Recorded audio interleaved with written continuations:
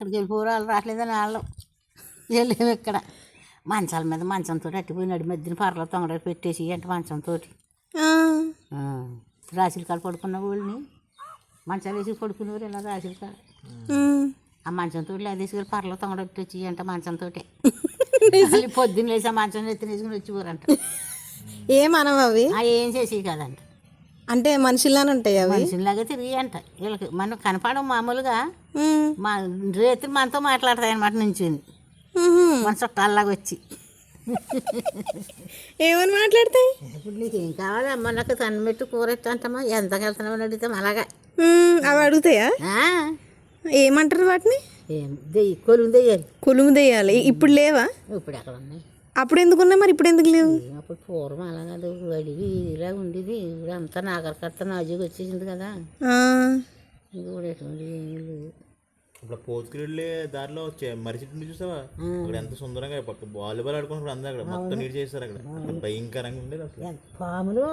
పెద్ద పెద్ద పాములు ఉంటాయి సుబ్బారాడు చెట్టు అక్కడ కోడి పందాలు కట్టి కూడా దొంకల్లో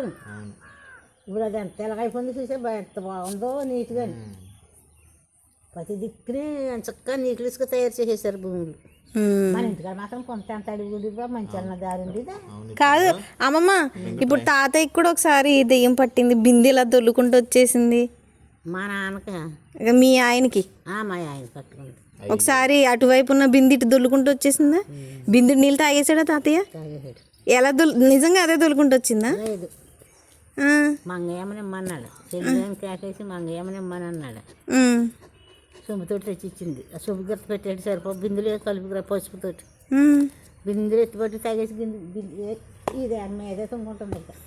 బిందు గిత్త పెట్టేసాడు కనపడేదని కూడా మరి నిజమవుతుందిలే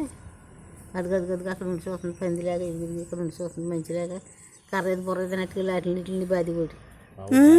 దయ్యం బాగా పట్టుకున్నా చిన్న అప్పుడు నీకు తెలుసా తెలుసు చిన్నక్క పెళ్లికోటలు ఇవ్వనాకి వెళ్ళి వచ్చి అబ్బో ఎంత చేశాడు పెద్ద మీకు పెద్ద కోళ్ళు ఉండే కదా